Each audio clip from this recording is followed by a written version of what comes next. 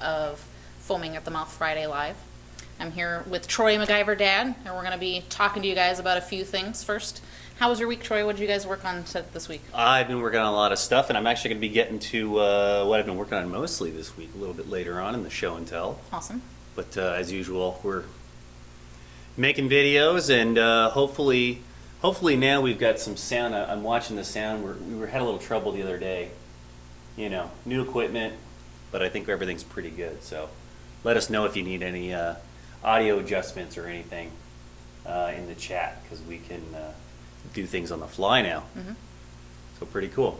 But yeah, other than that, what about you? You've been working on a couple of things. I have, yeah. I'm going to be revealing those in the show and tell as well. I've got a cool project coming up this weekend that I'm going to kind of reveal, so I'm excited about that.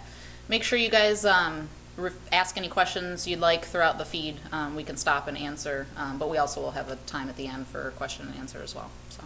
Yeah, now's your chance to basically, if you have any mold making or casting questions or things you're always kind of curious about with regard to those topics, yeah, definitely let us know. We want to basically give as much good info as we can out there, because we know there's a lot of not so good info. And you know, if you've seen some of our YouTube videos, or if you haven't yet, definitely check those out. But basically, you know, we go through a lot of work to make sure we can take some of the subjects that are you know, a little more complicated, and we try to simplify them and put them into video form, into something that's usable for you. So yeah. But you want to get into the tech topics? Sure, sounds good. All right. So the first thing that I had planned to talk about was, you know, sometimes when, you know, as a tech person, you know, you're dealing with people who have issues with materials, and it's always good to start off with the fundamentals. And we see a lot of basic mistakes by even people who know, you know, they've maybe been doing it for a while, and it's just the way they've always done it, and the way they were taught. And that is really basically like mixing materials. We did do a YouTube video, which is on our channel here, about mixing, but I did want to kind of go over some sort of common things and things to watch out for if you haven't seen that video, and basically just go through and explain. So I've got over here, I've got some cups to illustrate. Okay, so you know, commonly people either they buy, you know, a whole bunch of cups, or they just randomly go at the store and they buy what they can. And if you buy good mixing cups, usually you'll find that they have no ridges or little areas in the bottom of the cup. They have nice flat sides and whatnot, flat bottoms, so that you can get a really good solid mix of the material. Okay, and when you grab sort of the random, you know, special down at the store, a lot of times these are drinking cups. They're not designed for mixing, and you end up with little ribs and stuff down here. And what can happen is when you've got your mixing stick, basically these go down, and you can see there's a little gap. And so what happens is when you pour your A in there first and then your B, you go to start mixing, you'll get material that stagnates down there and ends up not mixing all the way. Now if you take that mixture and pour all the way into your part or your mold, then eventually that little trail of unmixed stuff could end up in your part. You end up with a soft spot, and either the part's ruined or you got to repair it. And that's kind of a mess. Now, if all you do have is these types of cups, really not to worry. You know, do as best you can mix thoroughly in this first cup, and then do what we call double cup mixing, okay? And what that entails, and forgive I'm using the two different size cups here, but imagine if you, let's say you actually did all the mixing in this cup, and the cup was actually fairly high, okay, and then you were going to take the material, put it into a vacuum chamber to de-air it. That stuff's going to start to bubble up and foam up and rise, and you need some headroom, like a warm carbonated soda or something. Think of that rising, or beer. Basically what we do when we double cup mix, we mix as best as we can in this particular cup. We pour it into a fresh cup, okay, drain as much as you can, put that to the side, and then you do one last good stir in this cup, and that tries to eliminate as much of that unmixed material. Leave that in the first cup, and then you'll get a nice mixture here. Finish mixing, and then ideally you take this, put it in a vacuum chamber, de-air it. You know, if the material's only to here, you got plenty of altitude here for the stuff to kind of foam up, and then finally it settles. So that's a good thing to know. But the other thing too is, you know, what mixing utensil. Now, I've gone through a lot of calls where I go, you know, what do you, it just sounds like nothing's adding up. What are you mixing the material with? I've had people tell me they mix with a screwdriver, which is, essentially a metal dowel in shape, broomstick handles. And I've even had some people tell me that they were literally just mixing back and forth like they were mixing a martini or something. And that's not really a great way to do it. You were trying to turbulate the materials best we can, trying to mix it, fold it on top of itself. With silicones and polyurethanes, epoxies, the A and the B materials, it's not like one side is just a straight catalyst. Sometimes you got to make sure that stuff blends really, really well. It's not like a polyester resin where it's a little bit more kind of idiot proof, and you can catalyst just barely get stirred around and this stuff magically goes off. So you want to make sure both A and B are mixed up really well. And so when you're looking at a mixing utensil, we sourced some really nice stainless steel plastic handled mixing spatulas of a couple different sizes. These ones we use in-house, and that's why they're so dirty. We're not selling them like that.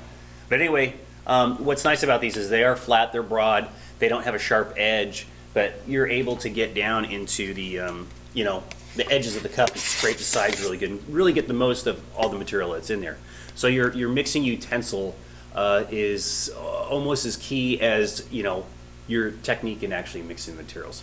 So that's kind of it. What do you think? Any other things to add on that subject? Yeah, no, just the same thing you were talking about. And then I've noticed, sometimes when you use wood sticks, you get the moisture contamination. You kind of got to worry about that. So Yeah. I agree with the metal spatula and the double pour. I've been doing that, especially because I'm still sort of new at all of this. So making sure that I thoroughly mix by using the double cup has been kind of a lifesaver. Yeah. So. Yeah, and that's one thing to mention too when we're talking about mixing materials. I mean, on certain systems, certain material systems, we do get away with like paper and even like wood, like tongue depressors. Look, this is better than some of the other alternatives.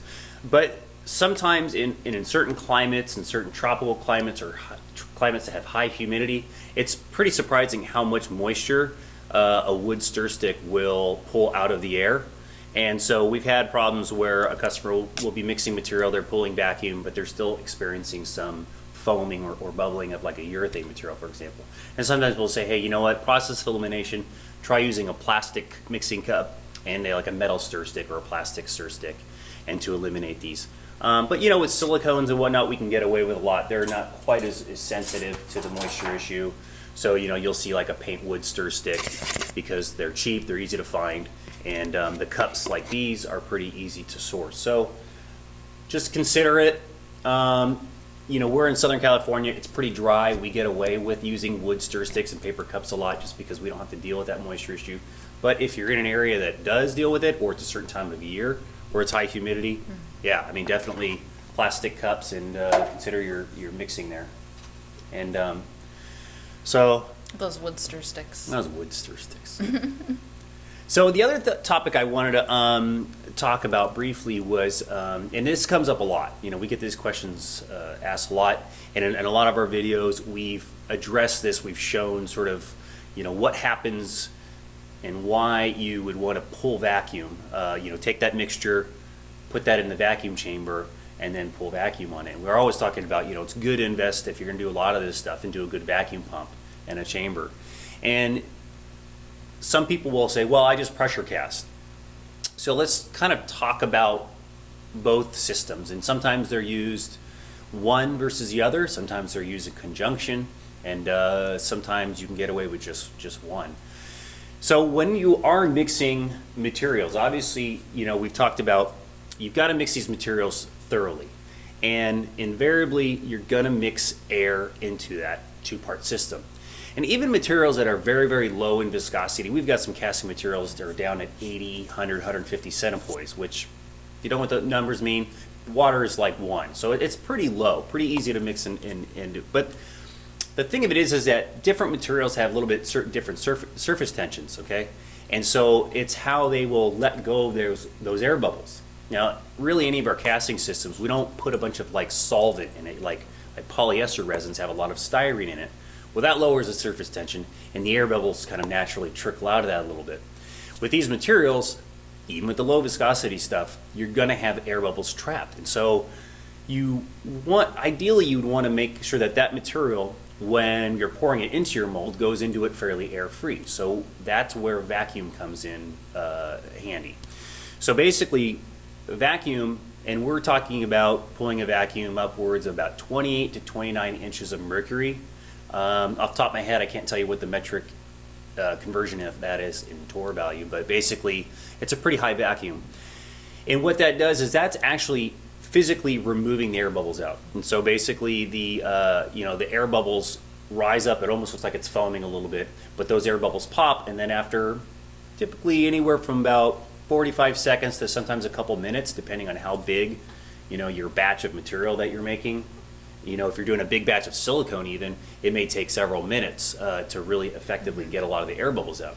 So vacuum is yanking out that trapped air. Pressure. Now, pressure doesn't eliminate those air bubbles that you mixed in. What pressure does is it takes that air bubble and it squeezes it down to the point where it's not really visible anymore, okay? And then when the material cures, hopefully that material will resist that small air bubble from rebounding when you let the pressure off. Now, pressure also helps force material into, corners and cracks of a mold that might be really hard to fill if you're just naturally just letting the material just flow through at ambient pressures. So the pressure can be used in helping getting detail as well. So some people do get away with just mixing the material, not pulling vacuum, and then pouring into the mold, and then just putting it under pressure. And we're talking like 60 psi to maybe somewhere around 80 psi. Above that, you're getting kind of diminishing returns. But basically, and you can really only get away with that with certain systems, low viscosity, and the elastomeric type products that are flexible. You've got to imagine that if you're not first pulling vacuum on those materials, and then you squeeze them down, that air could still be there and it's going to try to rebound. And so you may end up with little surface defects, little blisters or something when that pressure comes off. Okay, so that's assuming you have a mold that's air-free. Now, some people will also mix, pour, and put their silicone molds under pressure as well. And the issue there is that if you have a silicone material that you've poured and then you still have air bubbles in it and you put it under pressure, okay, when the material cures, it will be a nice, the air bubbles will be solidified down. But when you let it go, those bubbles can rebound a little bit. That, if they're right up against the surface of the mold surface, and around here, that could cause an imperfection in your cast part. So we're always really touting, vacuum your material. I find more instances where you're able to get away with no pressure, but just pulling vacuum. It seems to be more useful in the everyday making molds and parts and stuff like that, to have a vacuum, good vacuum setup. But pressure tanks are fairly cheap, fairly easy, and so I understand why some people in a garage setting or just starting up, like to go that route. So those are kind of some things there. So if you kind of have some questions on that, feel free to ask.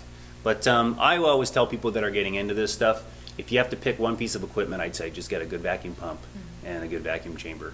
So, but that does come up a lot. I know you field a lot of questions with those. Yeah, as well. I've definitely found with water clears especially, they need to be degassed. I had a friend who was making some crystals and had an issue. She didn't have a vacuum chamber, and we noticed a lot of air bubbles in that. And while they were beautiful, the coloring was perfect, but you could tell, unfortunately, that they were fake because they were riddled with bubbles. Had she had a gas chamber, a vacuum gas, then she would have not had that issue. So Yeah.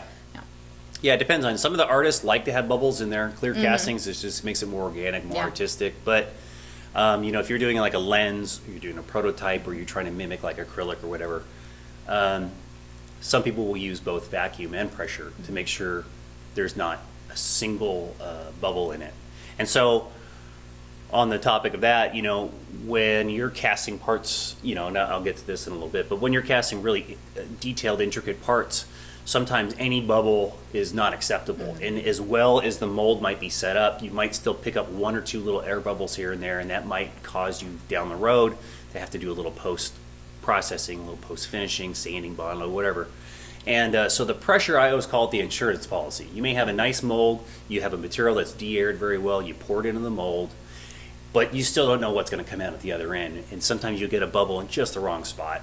And so the pressure can help at least with that, those 1, 2, 3 handful of small little annoying bubbles, the pressure in a pressure casting situation can kind of take care of that.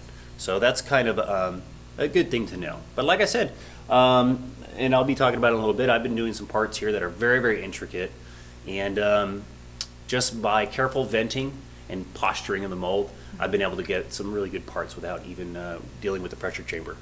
But if that comes up in a part you're doing and it's just troublesome, pressure is a good way to get rid of that issue. Agreed. Yeah. So, all right, well, let's move on to, and I don't have any tech questions as of yet, but we'll wait for that to keep coming in. Anyway, what's next on the list? I think we're going to be talking about the FP series elastomers. Materials. New materials and stuff like that. So historically we've had a system around in our flexible materials, flexible polyurethanes, castables. They were called the F series, and over the years that became a staple for, everything from movie special effects to rapid prototyping, short run production and stuff, because they were user friendly. You could work with them at room temperature. You had enough work time to get those into a mold of decent size, but they demolded really fast, and they were great. As things progress, as I'm sure you've seen in many different chemical-based applications, from paint and solvents and cleaners and this and that, we're always trying to move towards, a greener, more, environmentally friendly type system. And so we started doing some reformulation to make sure that products met ROHS standards and other types of standards that our customers were requesting, and we felt that that's the way the direction was going with the chemistry base. So we came out with the FP series, and the FP, just for all intents and purposes, stands for fast production. They all have about somewhere around about a 5-minute work time. And what our goal is to have a material that you were able to demold at room temperature in roughly about an hour. If a part is a little bit larger mass, sometimes that's faster. If a part is very thin walled, sometimes it takes a little longer. And if you're really impatient and you don't want to wait that long at all, you can apply a little bit of heat to the mold, and that kicks them out really fast. So up to this point, we've had about a 40 Shore, which is roughly about a pencil eraser. Okay, 60 Shore would be like an automobile tire, and we went all the way up to a 90 Shore. And we've been using those, and people are really enjoying those.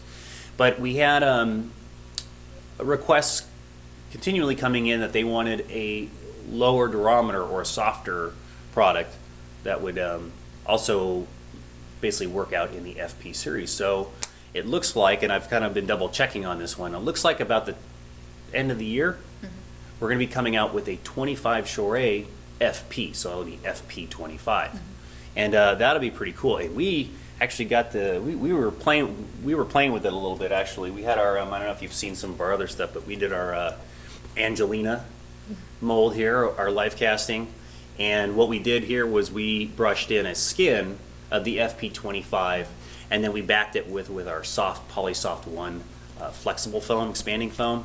And so this kind of is a great kind of an application, gives you a really nice durable skin, something that's still fairly realistic. You can pigment it, and when you back it with the foam, the heat of that foam also cures the skin quicker, and then you're able to pop out parts pretty quickly. But this is great for like Halloween props or prototypes. It almost feels like a Nerf football. Yeah. It's got that nice skin, but good grip. So sorry, Angelina, I didn't want to grip your face. I don't want to throw you like a football.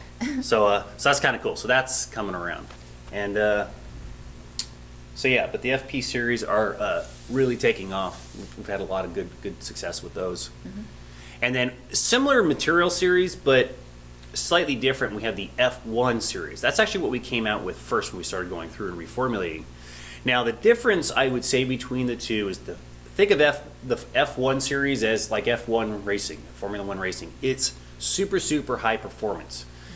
We've got shorter work times. The demolds on those systems are not quite as short as the FP series, but when given the time to cure, the physical properties are way up there. I mean, they blew us away when we went through and we redid those.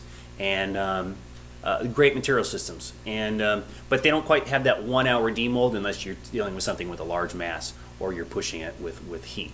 But that stuff is really, really good. And actually, I've got something cool to show you a little bit later where I did use one of those F1 series. It's working out fantastic. So, anything else on materials? No, I did want to share some things that we made with the FP series. Ah, yes. Yeah. Okay.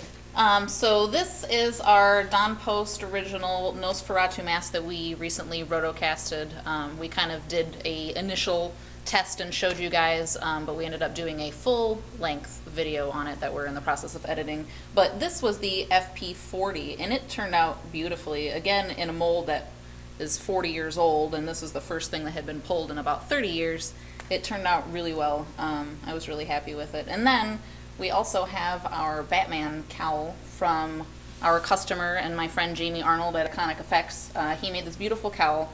This one, he did the FP50? 50, yep. He did the 50, and then for this one, he kind of slush cast it, and then he painted it with our SC89 series and pigmented it with a really beautiful blue metallic powder. Like a pearlescent. It was a pearlescent. And then Yeah. he also made this awesome belt, and that was really cool too. And with that one, he brushed in the mold the powder and then backed it with the same FP50, and that turned out really well too. Batman. So we had a lot of fun. Thanks again, Jamie Arnold at Iconic Effects, for that. This stuff is beautiful. He does some really fantastic work, and all of his stuff is straight original molds. He doesn't get, fan-based stuff. He does it all straight from the original. So it's pretty cool to be able to have someone like that in your corner using your materials. And we 3D printed, because we were so desperate to put this on and wear it around the office, we went over to our Axiom 3D printer and we printed a buckle. Yeah. Because the internet, thingiverse, it's why we love living in these times. I mean, it's just literally, we said, hey, we need a buckle. Does anybody have a buckle? No one has a buckle. I went on, and 5 minutes later, I already downloaded the file to make a buckle for our Batman belt. Yeah. It's quite exciting. Business casual Batman was a Business casual success. Batman was born because of our Axiom 3D printer being able to do that. And then, yeah, so that kind of covers the cosplay stuff. And did you mention? I missed it. Did you mention which The Don Post which Nosferatu? hardness this one is then? Yeah, the 40. Okay. Yeah, and this one actually, it took us a couple tries. This is a really tricky mold because it has so many sharp points when you're looking on the inside of the negative of the mold. Anytime you have something that projects upward and becomes a point, that's where it becomes very, very important to have the settings just right, the right amount of materials in there. It's a balancing act, but yeah, man, we were really excited when we finally got one out, and the interwebs kind of exploded on that one. The people who are very nostalgic about this particular mask developer and everything. Oh, Tyler says hi. Hi, Tyler. Hey, Tyler. This is fun. It is fun. We've got, come on, check in. You guys go ahead and write some stuff. Ask some questions. This is your chance. And of course, this video will be here for a while if you want to go back and rewatch it or something like that. And we might have to add some links to, like when I was talking about like the other stuff. We'll add some To links. Airwolf and Matter Hackers and Iconic Effects and all of our friends. Yeah. So I'll tell you what. So we've had enough technical stuff. Let's get to show and tell, because we got some fun stuff to show. So I'm gonna let ladies first. Okay, I'm gonna start with this fun 3D print that you actually ended up printing for me. But we're always trying to keep our Axiom from Airwolf going. We kind of like it when people walk through and see it going. So we're always just printing random things. But I decided, to do what looks to me like a Maleficent dragon door knocker. It turned out pretty awesome. It definitely has some print lines though, so we plan on doing a vapor polish, and then I might do like a little dry brush over it, and I kind of want to fix it, since it's hollow, with some LED lights and maybe make our eyes light up. I thought that would be pretty cool. Do it. An extreme close-up on that thing. Yeah, this was printed. This took a long time to It print did take because there's a long time. a lot of detail, and it was printed at like, somewhat low resolution. So there are a lot of build lines, but if we do the, this shape is organic enough. We do the vapor polish, it'll just Yeah. gloss it over. We did that crazy T-Rex, Terminator T-Rex thing, and that came out amazing. And this filament was the Pro Series from Manor Hackers, correct? Yeah, that's Yeah. the Pro Series ABS, which I love. It's kind of my standard for ABS, and yeah, that's from Matter Hackers. Yeah, that one was really fun. But their PLA is great too. It's very user friendly. But what's great about like the Axiom and the heated chamber is and also their Wolf Bite is the parts stay stuck to the glass throughout the whole build. I don't have any more peeling up. I don't have to mess around with ABS slurry or any of that stuff. So it's like finally things are really dialed in to where you can do something large like this out of ABS and you don't have to deal with the warping and everything else. So that's been kind of fun. And then what else? You also got something else? All right, so my other kind of reveal is I got the okay. I am doing a project, a filming this weekend, my first creature flick with my friend Mary Imagination. Her name is also Mary Wrangle, but by Haunt standards, she goes by Mary Imagination. So it's a creature film, and back to the FP series, each makeup artist is in charge of their own creature. So mine is a termite creature, so I had to make him some antennas. So I did the FP60, and we just used straws as molds. I did a little armature in it so that it can be bendable. And then obviously this is just plain yellow. I do plan on adding some other colors to it once I do apply it. I plan on doing it with like a latex cotton buildup. So it'll be affixed like this, whichever way I end up doing it. And that will be pretty cool, and that will pair with my prosthetic that I've been pre-painting. I know some of my friends have been following me, but I've been pre-painting it all week. I got the termite piece from FX Faces under Boneyard Effects, and it is a termite. And with him, I did a lot of dry brushing, and then on the teeth, I also used our SC89 to kind of make it glossy. It didn't turn out quite as glossy as I wanted, but it makes a good film so that when I go and do the application, I can do some KY jelly on top and make it look extra gross, but I thought that was pretty fun. I've been painting it for the entire week, so hopefully it comes out all right, but I am definitely very excited. Again, first creature film for someone who does monster makeup is a pretty big deal, so thank you again, Mary Wrangle, for letting me do this with you. Yeah, that thing looks awesome. Thanks. Yeah, that's quite a paint job. Yeah, that'll be cool to see when it's all done up. I know nothing about latex masks, so I can't even fathom how long it took to detail that. But yeah, luckily, because it was so detailed of a sculpt, it was really just about doing washes and dry brushing, but it came out really well, and I'm really excited to get it on my character and get some actual production stills from that. So yeah, awesome. Is it my turn? it is your turn. It's my turn. Okay, so we've been bragging a little bit because we got our Formlabs Form 2 printer, which is really neat in that, in product development, rapid prototyping, stereolithography, SLA, is one of the oldest forms of 3D printing technology that's kind of been around. And so, this has always been a good way to make a very highly detailed printed part. And historically, our customer base will take those and then make a mold from that and then pop out, multiple copies of a urethane casting of whatever flavor of urethane they need. If they need something that's flexible or something that's like semi-rigid or something that's very rigid. So what I did is I wanted to put together a slightly more advanced mold making tutorial that goes a little bit above and beyond of what we've already done. We've shown two-piece molds, we've shown some simple stuff, we've shown some with like multiple vents, like lots of vents, and the strategies of how to fill those. But we haven't really done one yet where we've talked about doing like slide outs or pins, like metal pins that are helping with define the geometry or hole placements and whatnot. So I was actually, just through some hobbies of mine, I've been a long time skateboarder, and these days I don't get the chance to actually skateboard, but the electric skateboard DIY culture is actually taking off, and a lot of guys are building their own electric skateboards, and they're pretty fun. And so what I did is there were some guys online that were messing around with taking essentially like the transmitter, the standard transmitter, pistol grip transmitter we call it, for like a radio controlled car, and they were basically taking the guts out, leaving some of the stuff on, and then leaving the electronics and the pistol grip for the throttle and the braking action to basically make a much smaller, more ergonomic, easier to carry around type of controller.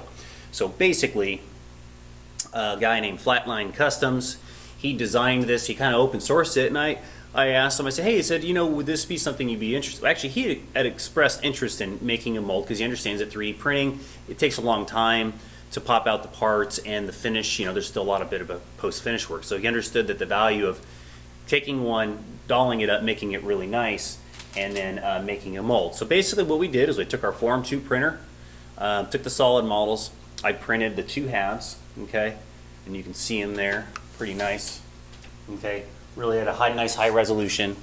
And what's great is these things, with very little work, they fit together really well. I painted a little bit of primer, a little bit of actually our SEM clear coat, which we do sell on the website. Okay, and then I prepped it and started to make a silicone mold. And so what's unique, and I will get a little closer shot here. You see, you've got these metal dowel pins in here, okay? And these are basically removable. And what I do is I spray a little bit of mold release on all the individual pins, and they get set in place. Okay, they get set in place with a whole bunch of them. And then when the second half of the mold goes on, and then when you fill the cavity, you end up with parts that have holes. Essentially, you don't have to go back and drill any holes. They're pre-molded in. And when the parts come off, you literally just do a very, very light deflashing if there's any flashing. This mold is so tight that there's hardly any cleanup whatsoever. But it's nice because you've got precise holes, it's repeatable, and also it keeps the wear and tear on the silicone mold itself down as well. If you were to try to do these little pins and nubs in silicone, after maybe a handful of parts, they would rip off. So you've left the great detail that needs to be copied, like the surface finish and everything. Those will be going for quite a while, and you've got the pins to do the rest of the work. And so what you end up with is this little guy here. So essentially you've got a wrist grip, so you don't, in case you lose grip and drop it, and then you've got the pistol grip here. So all the geometry, this thing was designed for a specific type of cheap radio control pistol grip transmitter, and then you've got the LED lights in there to light your power. And kind of carrying on with the technology of BJB products, here's actually the skateboard. It's kind of a sideline to the rest of the story. If you can see here, so you got batteries here, you've got speed controllers are tucked in here. This is a 3D printed enclosure, also done on the Axiom. 3D printed enclosure here. These wheels are actually done with our F190 product. Now, typically, we always tell people, because a lot of people ask, oh, hey, can you help me make skateboard wheels? And being perfectly honest, most skateboard wheels are done in a hot pour urethane process with a polyester-based polyurethane. Most of our systems are polyether-based. However, what's really impressive is I've been riding this for several months now, and these wheels are still going strong. They take a lot of heat. The motor is what they call an outrunner, but it's a hub motor. It's a brushless hub motor that's built into the wheel, so it's dual drive. But this is our F190. I put a little bit of green pigment into it, and you can see I've ridden it quite a bit in the street, and it's working fantastic. And then on this side is actually a foot stop, so that when you're cruising down the road at 15-20 miles an hour, you got to stop quick. You've got a little foot stop here to keep your foot from sliding off. This is actually molded out of our FD60, which is a semi-rigid 60 shore heat product with low green pigment. So I don't know, man. It's urethane casting is such a fun way to get things done, simply, quickly. You couple that with 3D printing, and you can make almost anything you want. And I think it's just the funnest thing ever. So that's. I know everybody's been loving it in your skateboard forums.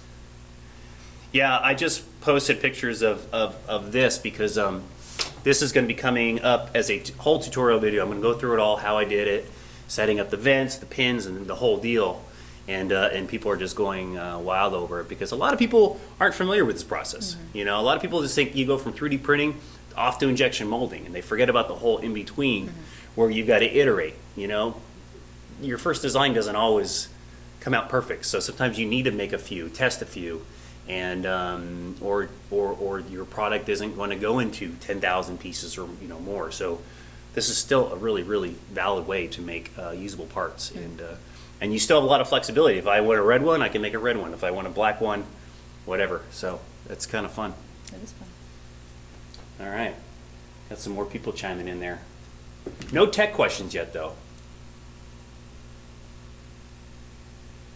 So, but other than that, so coming up in the future, well, we're going to try to do this, every couple weeks? Yeah. We'll give a heads up. On Fridays, yeah. We're going to try to do it twice a month at least, if not more. Yeah, and we'll definitely, we'll give a heads up. And for this is fun. It's fun to give us an opportunity to just show what we do. The fact that we're not just, people that make the products and just spit them out. I mean, we're actively using these things in applications that we're passionate about, and what we learn from our own personal knowledge is great to give away to our customers because they call us looking for ideas, and so it makes for a very well-rounded group of people here that are able to answer your questions and material needs and whatnot. So it's always kind of fun, and we're always interacting with very interesting industries. I mean, people are always asking, like, who do we work with, and it's like, who do we not work with? We work with every industry of manufacturing you could think of, from movies to product development, medical, aerospace, automobile, theme parks. I mean, it's so fun. Toy studio. Oh yeah. So I mean, we've just got to do. We get to do a lot of stuff with these materials. But anyway, well, I think that's pretty much all we got for now. But we certainly look forward to doing more of this, and we'll be bringing more to the table. And yeah, let us know. Let us know in the comments below, or shoot us a message if there's any topics you want to discuss. Yeah, for next time in a couple weeks. Yeah. So I think that's about it. So thanks again. Thanks, everybody. We'll see you next time. Bye.